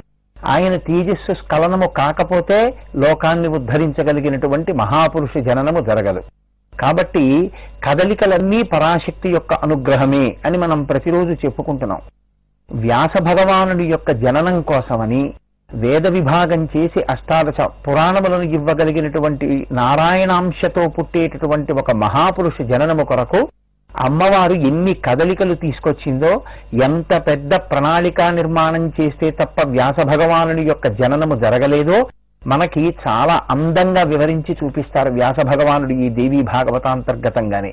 ఒక సౌధము పైకి కనపడుతుంది, చాలా అందంగా ఉంటుంది, బహుళమైన అంతస్తులతో కూడుకుని ఉంటుంది. కానీ పైకి కనపడినటువంటి సౌధాన్ని వహించి భరించగలిగినటువంటి పునాది ఒకటి భూమిలో ఉంటుంది. భూమిలో ఉన్న పునాది గట్టిగా ఉంటే తప్ప మీకు ఎదురుగుండా కనపడేటటువంటి సౌధం నిలబడేది కాదు. అంత గొప్ప సౌధ నిర్మాణము కొరకు మీ కంటికి కనపడకుండా లోపల ఒక పునాది ఉన్నట్టే వేద విభాగం చేసి అష్టాదశ పురాణములను అందించగలిగినటువంటి మహాపురుషుడైన వ్యాసజననమునకు పూర్వం ఎన్ని కదలికలు సంభవించాయో, ఎంతమంది శరీరాల్ని తీసుకుని మనుష్య జన్మలోకి వచ్చి వాళ్ళ యొక్క అనుగ్రహం, అమ్మవారి అనుగ్రహం, తేజస్సు స్ఖలనమవడం ఇవన్నీ కుదిరితే తప్ప, సంభవమైతే తప్ప వ్యాసోత్పత్తి కాలేదో మనకి దేవీ భాగవతాంతర్గతంగా చూపిస్తారు. ఆ కథా విశేషాన్ని ప్రారంభం చేస్తూ సూత మహర్షి అంటారు, రాజోపరిచరో నామ ధార్మిక సత్యసంగరః చేది దేశపతి శ్రీమాన్ బభూవ ద్విజపూజకః తపసా తస్య తుష్టేన విమానం స్ఫటికం శుభం దత్తమింద్రేణ తత్తస్మై సుందరం ప్రియకామ్యమ తేన రూఢస్తు సర్వత్ర యాతి దివ్యేన భూపతిః స భూమా ఉపరిస్థోసౌ తేనోపరి చరోవసుః విఖ్యాతః సర్వలోకేషు ధర్మనిత్యః స భూపతిః తస్య భార్యా వరారోహా గిరికా నామసుందరి వసోస్తు పత్ని గిరికా కామాన్ కాళీన్ యవేదయత్ ఋతుకాలమనుప్రాప్త స్నాత పుంసవనే శుచి అంటూ ప్రారంభం చేశారు. పూర్వకాలంలో చేది దేశాన్ని పరిపాలన చేసినటువంటి ఒక మహారాజు గారి యొక్క పేరు ఉపరిచరి వసువు. ఆయనకి ఆ ఉపరిచరుడు అనేటటువంటి పేరు ఎందుకు వచ్చిందో కూడా మహర్షి చెప్తున్నారు. దేవేంద్రుడి యొక్క అనుగ్రహాన్ని పొందాడు. ఆ దేవేంద్రుడి యొక్క అనుగ్రహాన్ని పొందినటువంటి కారణం చేత ఆయన తపస్సుకి మెచ్చినటువంటి ఇంద్రుడు ఆయనకి స్ఫటికముతో నిర్మింపబడినటువంటి ఒక విమానాన్ని ప్రదానం చేశాడు. ఎప్పుడూ ఆ విమానం ఎక్కి భూమి యొక్క ఉపరితలం మీద ఆకాశమునకు భూమికి మధ్య ఆయన తిరుగుతుండేవాడు. అది ఆయన తపశ్శక్తికి నిదర్శనంగా ఉండేది. ఆయన భార్య పేరు గిరిక. వారు అన్యోన్యమైనటువంటి దాంపత్యం కలిగిన వారు. రాజులు దక్షిణ నాయకులై ఉంటారంటే బహుభార్యాత్వంతో ఉంటారు. ఈ ఉపరిచరుడనబడేటటువంటి రాజు యొక్క మనస్సు మాత్రం నిరంతరం తన భార్య అయిన గిరిక ఎందే ఉండేది. బ్రాహ్మణుల చేత పొగడబడినటువంటి వాడై నిత్యము తన కర్మానుష్ఠానాన్ని వేదము ఎలా చెప్పిందో అలా నిర్వహించేటటువంటి అలవాటు కలిగిన వాడు. అటువంటి మహానుభావుడైనటువంటి ఈ ఉపరిచరునకు ఒకానొకప్పుడు ఋతుస్నాత అయినటువంటి భార్య తన యొక్క కామాన్ని తెలియచేసింది. ఇది వ్యావహారికంగా గృహస్థాశ్రమంలో ఉండేటటువంటి వారి నిత్య బ్రహ్మచర్యాన్ని చూపిస్తుంది. బ్రహ్మచారి నిత్య బ్రహ్మచారిగానే ఉండాలి బ్రహ్మచారి అంటే. అలాగే సన్యాసి బ్రహ్మచర్యమును వహిస్తాడు. అలాగే గృహస్థాశ్రమంలో ఉన్నటువంటి వ్యక్తి కూడా భార్యతో కలిసి ఉన్నప్పటికీ నిత్య బ్రహ్మచారిగానే ఉంటాడు అని శాస్త్రం చెప్తోంది. నిత్య బ్రహ్మచారిగా ఉండడము అంటే వివాహ పూర్వము బ్రహ్మచర్యమును అవలంబించిన వాడై త్రికరణ శుద్ధిగా గురువు గారు చెప్పినటువంటి మంచి మాటలు వినడం వినా వేరొక అభిప్రాయము స్త్రీ సంగమును గూర్చినటువంటి ఆలోచన మనస్సు యందు ప్రవేశించకుండా ఉండడం బ్రహ్మచర్యం. గృహస్థాశ్రమంలోకి ప్రవేశించిన తరువాత ఋతుస్నాత అయినటువంటి భార్యా సంగమము తప్ప వేరొకటి ఎరగకుండా ఉండడం బ్రహ్మచర్యం. కాబట్టి ఇప్పుడు ఋతుస్నాత అయినటువంటి భార్యా సంగమము పరమధర్మమై ఉంటుంది. కాబట్టి ఇప్పుడు రాజు తన భార్య అయినటువంటి గిరిక యొక్క కోరికని తెలుసుకున్నవాడై ఆమె ఋతుస్నాత అయ్యున్న కారణం చేత ఆమెతో సమాగమానికి సిద్ధపడి ఉన్నాడు. అదే సమయంలో ఆయన యొక్క పితరులు శ్రాద్ధ కార్య నిర్వహణ నిమిత్తమని కొంత మాంసం తీసుకురావలసిందిగా ఆయన ఆదేశించారు. కలియుగంలో శ్రాద్ధ కార్యమునందు మాంసమును వండి పెట్టడం అన్నది నిషిద్ధం. కానీ కలియుగ పూర్వం వరకు కూడా బ్రాహ్మణ గృహంలో శ్రాద్ధ కార్యం నిర్వహించిన మాంసాన్ని పచనం చేసి పెట్టాలి. అందుకే శ్రీరామాయణంలో అగస్త్యోపాఖ్యానం వాతాపి అని ఆయన జీర్ణం అవ్వాలని కోరుకోవడం, జీర్ణం వాతాపి జీర్ణం అన్నంత మాత్రం చేత తాను గొర్రెగా ఉండి తమ్ముణ్ణి వధించి తీసుకొచ్చి శ్రాద్ధ భోజనంలో బ్రాహ్మణులకు నిమంత్రణం చేసి ఆ మాంసాన్ని పెట్టి వాతాపి మళ్ళీ తమ్ముణ్ణి పిలిస్తే వాడు ప్రాణంతో కడుపు చీల్చుకుని ఆ బ్రాహ్మణుడి కడుపులోంచి బయటికి వస్తే ఆ బ్రాహ్మణుల్ని తిని బతుకుతుండేవారు ఆ రాక్షసులు. అలా తాను తిన్న మాంసాహారంలో రాక్షసుడు లోపలికి ప్రవేశించాడని మళ్ళీ ఆయన సోదరుడు పిలిస్తే బయటికి వస్తాడని గుర్తిరిగినటువంటి అగస్త్య మహర్షి సంకల్పం చేత రాక్షసుడిని కడుపులో జీర్ణం చేసేసుకున్నారు. కాబట్టి కలియుగానికి పూర్వం ఉన్నటువంటి యుగాల్లో బ్రాహ్మణ గృహాలలో కూడా శ్రాద్ధ కార్యమునందు మాంసాన్ని పచనం చేసి పెట్టడం అనేటటువంటి సంప్రదాయం ఉంది. కానీ కలియుగంలో మాత్రం మాంసాహారం తినడం కొందరికి నిషేధంగా శాస్త్రం నిర్దేశించింది. కాబట్టి దాని స్థానంలో మినుముతో చేయబడినటువంటి వంటకాన్ని మాత్రమే వండి పెడుతూ ఉంటారు. కాబట్టి ఇప్పుడు పితృదేవతా కార్యము చాలా శ్రద్ధతో చేయవలసింది. కాబట్టి శ్రాద్ధ కార్యమునకు పితరులు మాంసమును అడిగితే వాళ్ళ కోరిక తీర్చడం కోసమని ఈ ఉపరిచరుడనేటటువంటి రాజు వేటకి బయలుదేరి వెళ్ళాడు. ఆయన అక్కడ వేటాడుతున్న సమయంలో ఋతుస్నాతై తన సమాగమము కొరకు నిరీక్షిస్తున్నటువంటి భార్య అయిన గిరిక ఆయన మనసులో కదిలింది. తన భార్య గురించి మాత్రమే ఆలోచన చేస్తున్నటువంటి పరమధర్మాత్ముడైన రాజు వేటాడుతున్న సమయంలో ఆయన వీర్యము స్ఖలనమైంది. ఈ కదలికలన్నీ ఎందుకు వచ్చాయో, ఇన్ని కదలికలు జరిగితే తప్ప వ్యాస మహర్షి యొక్క జననము జరగడం ఎందుకు సంభవం కాదో మీరు రాబోయేటటువంటి ఆఖ్యానాల్లో మీరు తెలుసుకుందరు. గాని ఇది ఏదో కేవలంగా తన భార్యని స్మరించడం చేత జరిగినది అని అనుకోకూడదు. పరమధర్మాత్ముడై వేదాన్ని నిరంతరము అనుష్ఠించి గృహస్థాశ్రమంలో ఉండి తరించినటువంటి ఒక మహాపురుషుడైన వ్యక్తి యొక్క వీర్యము స్ఖలనమైతే తప్ప, ఆయన వలన ఒక స్త్రీ జననమైతే తప్ప, అటువంటి క్షేత్రమునందు బీజము స్థాపింపబడితే తప్ప వ్యాస భగవానుడి యొక్క ఉత్పత్తికి మార్గము లేదు. ఈ ఉపరిచరుడనబడేటటువంటి రాజు యొక్క వీర్యము స్ఖలనమైతే ఆయన దాన్ని చూసి అభిమంత్ర్యాధతద్వీర్యం వటపర్ణ పుటీకృతం, దాన్ని మర్యాకులోకి పట్టి అమోఘమైనటువంటి ఈ వీర్యము నశించపోకూడదు అని మంత్రముల చేత దాన్ని భద్రం చేశాడు. చేసి ఏ తస్మిన్ సమయే కాచి దద్రికానామ చాప్సరాహ బ్రాహ్మణం అనుప్రాప్తం సంధ్యావందన పరస్పరం కుర్వంతి జలకేళీం సా జలే మగ్నా చచారస జగ్రాహ చరణం నారీ ద్విజస్య వరవర్ణిని ప్రాణాయామ పరశోధా దృష్టా తాం ఆమచారిణీం శశాపభవ మత్సీత్వం ధ్యాన విఘ్నకరీయతః సా శాస్తా విప్రమేఖ్యేన బభూవ యమునాచరి శఫరీరూప సంపన్న హ్యద్రికాచ వరాప్సరాః. ఇక్కడ ఉపరిచరుడనబడేటటువంటి రాజు యొక్క వీర్యము స్ఖలనమై మర్యాకులు ఆయన పట్టి మంత్రముల చేత అభిమంత్రించి ఇంత అమోఘమైన వీర్యము నశించిపోవడానికి వీలు లేదని ఆలోచన చేసినటువంటి సమయమునకు ముందర జరిగినటువంటి గాథని ఒకదాన్ని వ్యాస భగవానుడు తీసుకొచ్చి అక్కడ అనుసంధానం చేస్తున్నారు. ఒకానొకప్పుడు పరమవైదిక నిష్ట కలిగినటువంటి ఒక బ్రాహ్మణుడు సాయం సంధ్యావేళలో ఒక సరోవరంలో దిగి ఆయన సంధ్యావందనం కోసమని స్నానం చేసి అర్ఘ్యాన్ని సమర్పిస్తున్నాడు.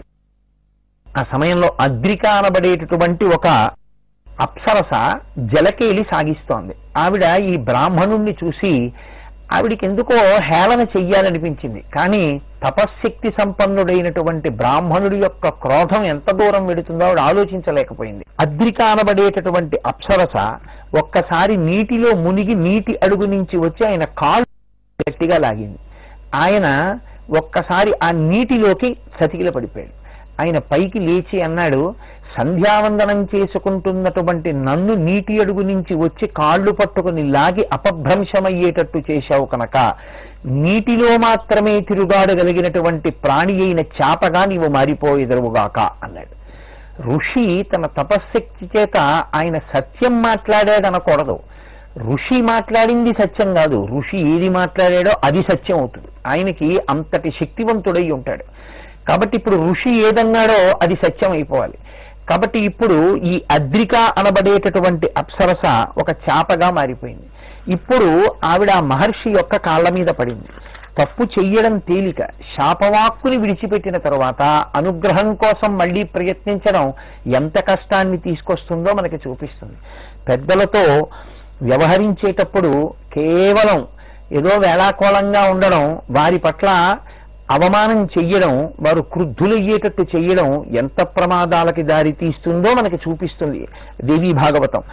అప్పుడు ఆయన కాళ్ళ మీద పడి నాకు శాప విమోచనాన్ని అనుగ్రహించవలసినది అని ప్రార్థించింది. అప్పుడు ఆ బ్రాహ్మణుడు అన్నాడు, మత్క్రోధ శాపభోగీన మచ్చయోనింగతాశుభే మానుషా జనయిత్వాత్వం శాపమోక్షమవాప్స్యసి. ఆయన నోటి వెంట ఒక మాట వచ్చింది. ఇది నిన్నను మీకు మనవి చేశాను. ఎన్నో వస్తువులు ప్రయోజనాన్ని ఇస్తున్నా అంతర్గతంగా ఉన్న విద్యుత్ కనపడనట్టు వెనకనున్నటువంటి పరాశక్తి నడిపిస్తోంది కథనంతటిని. ఆవిడ యొక్క ప్రచోదనం చేత ఆ బ్రాహ్మణుడి నోటి వెంట ఒక మాట వచ్చింది. నీవు చాపగా ఉన్నప్పటికీ సృష్టిలో ఊహించని రీతిలో నువ్వు ఇద్దరు మనుష్యులను నీ గర్భమునందు ధరించి వారిని ప్రసవం అవగానే, వారిని నువ్వు ప్రసవించగానే నీ చాపరూపమైనటువంటి శరీరాన్ని విడిచిపెట్టి తిరిగి అప్సరసగా మారుతావు అన్నారు. ఇప్పుడు ఆ అద్రిక యమునా నది జలముల యందు ప్రవేశించి ఆ నీటిలో బతుకుతోంది. అదే సమయంలో ఈ ఉపరిచరుడనేటటువంటి రాజు యొక్క వీర్యము స్ఖలనమైన కారణం చేత అమోఘమైనటువంటి నా వీర్యము నశించపోకూడదని మంత్రముల చేత దాన్ని రక్షణ కల్పించినటువంటి వాడై ఒక మర్యాకులో భద్రపరచి తనకి పెంపుడు డేగ ఒకటి పక్కనుంది. దాన్ని పిలిచి ఈ ఆకుమూటని పట్టుకెళ్ళి నా భార్య అయిన గిరికకి అందించవలసింది అని రాజు దానికి అందించాడు. ఇప్పుడు ఆ డేగ ఈ వీర్యంతో కూడినటువంటి మర్యాకు పొట్లాన్ని పట్టుకుని ఆకాశ మార్గంలో యమునా నది మీద వెళ్ళిపోతాను. అదే సమయంలో వేరొక డేగ ఈ డేగ నోట్లో ఉన్నటువంటి మర్యాకు పొట్లాన్ని చూసి అది తినవలసిన మాంసఖండమని భ్రమించి ఈ డేగతో యుద్ధం చేసింది. ఈ రెండు డేగలు యుద్ధం చేయడంలో ఈ డేగ నోట్లో ఉన్నటువంటి వీర్యముతో కూడినటువంటి పొట్లం ఒక్కసారి పైనుంచి కిందకి పడి యమునా నదిలో పడిపోయింది. అదే సమయంలో ముని యొక్క శాపవాక్కు ఉంది కనుక అద్రిక అనబడేటటువంటి చాప ఈ ఉపరిచరుడు అనబడేటటువంటి మహారాజు యొక్క తేజస్సుని తాను గ్రసించింది. దాని వలన ఆమె గర్భవతి అయింది. ఆమె కడుపులో ఒక మగపిల్లవాడు, ఒక ఆడపిల్ల పెరిగి పెద్దవాళ్ళు అయ్యారు. 10 నెలలు పూర్తయిన తర్వాత అక్కడ ఉండేటటువంటి ఒక చేపలవాడు వల వేసి ఈ చేపని పట్టి ఒడ్డుకు తీసుకెళ్లి దాని పొట్ట చీల్చాడు. అందులోంచి ఒక పిల్లవాడు బయటకు వచ్చాడు, ఒక పిల్ల పైకి వచ్చింది. ఒక నదిలో ఉన్నటువంటి చేప కడుపులో ఇంత అపురూపంగా ఇద్దరు మనుష్యులు ఉండడం అసాధారణం కనుక ఇంత అపురూపంగా దొరికినటువంటి వస్తువులు లోకంలో ప్రభువుకే చెందుతాయి కనుక నేను తీసుకోకూడదు అని ఆయన ఆ ఇద్దరు పిల్లల్ని తీసుకెళ్లి మత్స్యరాజ్యాన్ని పరిపాలిస్తున్నటువంటి మత్స్యరాజుకు బహూకరించాడు. ఆ ఇద్దరిని చూసినటువంటి మత్స్యరాజు మగపిల్లవాణ్ణి నా దగ్గర ఉంచుకుంటానని, ఆయనకి కొడుకులు లేరు కనుక ఆ పిల్లవాణ్ణి పెంచుకుని మత్స్యరాజ్యాన్ని ఇచ్చాడు. ఈ పిల్లని దాశరాజు అనబడేటటువంటి ఈ చేపలవాడు ఎవరు పట్టుకొచ్చాడో ఆయనకే ఇచ్చాడు. ఆ పిల్ల యోజన గంధి. ఆమె శరీరాన్ని ఎప్పుడూ చేపల వాసన అంటి పెట్టుకుని ఉండేది. ఇప్పుడు ఈ చేపల వాసనతో కూడినటువంటి పిల్ల పేరు మత్స్యగంధ. ఈ మత్స్యగంధ అనబడేటటువంటి పిల్ల దశరాజు దగ్గర పెరుగుతోంది. పిల్లవాడు మత్స్యరాజుకి వారసుడై రాజ్యాన్ని ఏలుతున్నాడు. ఇప్పుడు వ్యాస మహర్షి యొక్క జననం సంభవం కావలసి ఉంది. ఇప్పుడు నేను ఈ వ్యవహారాన్నంతటినీ కూడా పూర్తి చేసి వ్యాస భగవానుని యొక్క జన్మకి సంబంధించినటువంటి రహస్యాన్ని ప్రకాశింపచేసే ప్రయత్నంలో నేను మీతో ఒక విషయాన్ని దేవీ భాగవతాంతర్గతము కాకపోయినప్పటికీ సౌందర్యలహరిలో శంకర భగవత్పాదులు ప్రతిపాదన చేసినటువంటి ఒక రహస్యముతో కూడుకున్న శ్లోకాన్ని ప్రస్తావన చేస్తాను. శంకరాచార్యులు వారు సౌందర్యలహరి చేస్తూ ఒక శ్లోకాన్ని ఒకదాన్ని చెప్పారు. హరిస్వామారాధ్య ప్రణత జన సౌభాగ్య జననీం పురాణారీ భూత్వా పురరపిమపి క్షోభమనయత్ స్మరోపిత్వా నత్వా రతినయన లేహ్యేన వపుషా మునీనామప్యంతః ప్రభవతి మోహాయ మహతాం మోహాయ జగతాం అని శంకర భగవత్పాదులు ఒక శ్లోకం చేశారు. ఇది చాలా చమత్కారమైనటువంటి శ్లోకం. ఈ శ్లోకాన్ని అర్థం చేసుకుంటే దేవీ భాగవతంలో ఉన్నటువంటి ఈ కథాక్రమం ఎందుకు ఇలా నడుస్తుందో మనకు అర్థమవుతుంది. ఆయన అన్నారు, హరిస్వామారాధ్య ప్రణత జన సౌభాగ్య జననీం. అమ్మా, ఒకానొకప్పుడు శ్రీ మహావిష్ణువు నీ యొక్క బీజాక్షరాన్ని ఉపాసన చేసి నీవు లోకంలో నీకన్నా అందగత్తె లేదు అనబడేటటువంటి సత్యమును నిరూపణ చేయడం కోసం, శ్రీ మహావిష్ణువు యొక్క కోరిక తీర్చడం కోసం నీకు ఉన్న అందాన్నంతటినీ శ్రీ మహావిష్ణువుకి ఇచ్చావు. అప్పుడు విష్ణువు నువ్వెంత అందగత్తెవో అంత అందగత్తెగా ఆయన మారాడు. ఇంత అందగత్తెగా మారితే ఆయనకి మోహిని అని పేరు కలిగింది. ఇప్పుడు మోహిని అన్న పేరుతో నీ అందాన్నంతటినీ తాను పొందవలసిన అవసరం శ్రీ మహావిష్ణువుకి ఎందుకు కలిగింది? క్షీరసాగర మథనంలో అమృతోత్పాదనం అయిన తర్వాత దేవదానవులకు ఇద్దరికీ అమృతాన్ని పంచవలసి వచ్చింది. అమృతాన్ని దేవతలతో పాటు సమానంగా దానవులకు కూడా పంచితే లోకంలో వేదాన్ని ధర్మాన్ని పాడు చేసేటటువంటి వారిని పోషించినట్లు అవుతుంది, పావుకు పాలు పోసినట్టు అవుతుంది. కాబట్టి ఇప్పుడు వారికి అమృతాన్ని ఇవ్వకూడదు, దేవతలకి అమృతాన్ని ఇవ్వాలి. దేవతలకి దానవులకి ఒకచోటే కూర్చోపెట్టి అమృతాన్ని పంచేటప్పుడు దానవులకు పంచకపోయినా మాకు పంచట్లేదే అన్న బాధానికి కలగకుండా బుద్ధి విస్మృతి కల్పించి వాళ్ళకి మాయ ఆవహించేటట్టు చెయ్యాలి. అలా చెయ్యాలంటే రాక్షస బుద్ధి కనుక స్త్రీ కదలికలను చూస్తున్నప్పుడు వ్యామోహమునందు వారు మగ్నమై ఉంటారు కనుక అత్యంత సౌందర్యవంతమైనటువంటి స్త్రీగా మారడం కోసం శ్రీ మహావిష్ణువు నిన్ను ఉపాసన చేశాడు. నువ్వు నీ అందాన్ని విష్ణువుకి ఇచ్చావు. విష్ణువు మోహినీ స్వరూపాన్ని పొందారు. విష్ణువు మోహినీ స్వరూపాన్ని పొందడం వల్ల దేవతలకే అమృతం పోస్తున్నా దానవులు మాకు పొయ్యడం లేదే అని అడగలేదు. ఎందుకని అంటే అమృతం పోసేస్తే వాళ్ళు లేచి వెళ్ళిపోవాలి, అయిపోయింది, తాగేయాలి. ఇంకా అలా కాకుండా అమృతం పోయడంలో ఆలస్యం అయితే ఎక్కువసేపు ఆ సౌందర్యవంతంగా ఉన్న కాంతని చూడవచ్చన్న రాక్షస బుద్ధితో వారు ఆమె వంక చూస్తూ ఉండిపోయారు. ఈలోగా మోహిని దేవతలకందరికీ అమృతాన్ని పోసేసింది, దానవులకి అమృతాన్ని పోయడం మానేసింది. అసలు శ్రీ మహావిష్ణువు అమ్మవారి యొక్క అందచందాల్ని పొందడం వెనక ఉన్న ప్రధానమైన ప్రయోజనం క్షీరసాగర మథనంలో అమృతోత్పాదనమైనప్పుడు ఆ అమృతాన్ని దానవులకు అందకుండా చూడడం. కానీ శంకర భగవత్పాదులు అన్నారు, క్షీరసాగర మథనం విషయాన్ని పక్కన పెట్టి ఆయన అన్నారు, అమ్మా హరిస్వామారాధ్య ప్రణత జన సౌభాగ్య జననీం పురాణారీ భూత్వా పురరపిమపి క్షోభమనయత్ అన్నారు. మన్మధుణ్ణి కాల్చినటువంటి వాడు అని కీర్తి వహించినటువంటి పరమేశ్వరుడు సాక్షాత్ నీకు భర్త. అటువంటి వాణ్ణి తనకి భర్తగా చేసుకున్నటువంటి శక్తివంతురాలు అమ్మవారు. కాబట్టి ఆవిడ శివకామ సుందరి. కాముణ్ణి గెలిచిన వాడికి భార్య కాగలిగింది, లోకానికి తల్లి కాగలిగింది అని లోకమంతా నిన్ను కీర్తిస్తుంది. ఇంత కీర్తి వహించిన నువ్వు కాముణ్ణి కాల్చిన వాడని ప్రఖ్యాతి ఉన్న నీ భర్తకి ఒక గొప్ప సంకట స్థితిని కల్పించావు. ఎలా కల్పించావు? ఆయన యొక్క బావమరిది శ్రీ మహావిష్ణువు ఇంత గొప్ప అందాన్ని పొందాడు. ఆయన బావమరిది ఎలా అవుతాడు? నారాయణ నారాయణి, నారాయణుని చెల్లెలు నారాయణి. నారాయణి అంటే పార్వతీదేవి, పార్వతీదేవి భర్త పరమశివుడు. కాబట్టి నారాయణ నారాయణి అన్నగారు కాబట్టి పరమశివుడికి బావమరిది. నా బావమరిది అచ్చు మావిడంత అందాన్ని పొందాట. చూడాలనిపించి శంకరుడు వైకుంఠానికి వెళ్ళాడు. ఏది ఒక్కసారి ఆ అందం చూపించమన్నాడు. ఇప్పుడు ఎందుకులేండి బావగారు అన్నాడు శ్రీ మహావిష్ణువు. కాదు కాదు చూపించవలసిందే అని పట్టుపట్టారు. ఇలా పట్టుపట్టడం వెనకాతల కూడా అమ్మవారి యొక్క సంకల్ప బలమే ఉంది. ఇప్పుడు అమ్మవారి స్వరూపంలోకి విష్ణువు మారారు. అమ్మవారి స్వరూపాన్ని చూసినటువంటి శంకరుడికి తెలియదా ఆవిడ అమ్మవారు కాదని? ఈశ్వర సర్వ విద్యానాం ఈశ్వర సర్వభూతానాం బ్రహ్మాధిపతి బ్రహ్మణోధిపతి బ్రహ్మ శివోమే అస్తు సదాశివోం అని వేదము చేత కీర్తింపబడిన వాడికి తన బావమరిది ఆ వేషంలో ఉన్నాడు తప్ప ఆమె తన భార్య కాదన్న విషయం తెలీదా? చిత్రం ఏమిటంటే ఇంతటి శంకరుడికి ఆ రూపాన్ని చూడగానే కామప్రచోదనమై ఆయన వెంటబడ్డాడు. ఆయన ముందు పరిగెడుతున్నాడు, స్త్రీ వేషంలో ఈయన వెనక పరిగెడుతున్నాడు. పరిగెత్తి పరిగెత్తి పరిగెత్తి కొంత దూరం వెళ్ళిన తరువాత శ్రీ మహావిష్ణువు మోహినీ స్వరూపాన్ని విడిచిపెట్టి పురుష స్వరూపాన్ని పొందారు.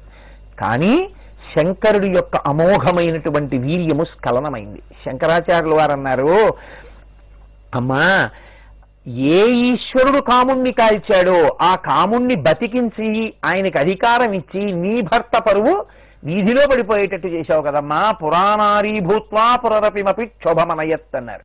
నిజంగా శంకరుడి యొక్క ప్రతిష్ట దిగజార్చడం అమ్మవారి యొక్క ఉద్దేశ్యం కాదు.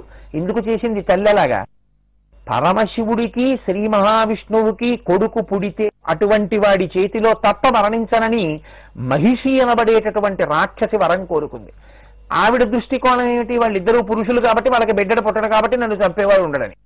ఆవిడ లోకాలన్నింటినీ బాధ పెడుతోంది, వేదాన్ని పాడు చేస్తోంది, ధర్మాన్ని పాడు చేస్తోంది. ఇప్పుడు శివకేశవులకి కొడుకు పుట్టాలి, పుడితే తప్ప మహిషి సంహారం అవదు.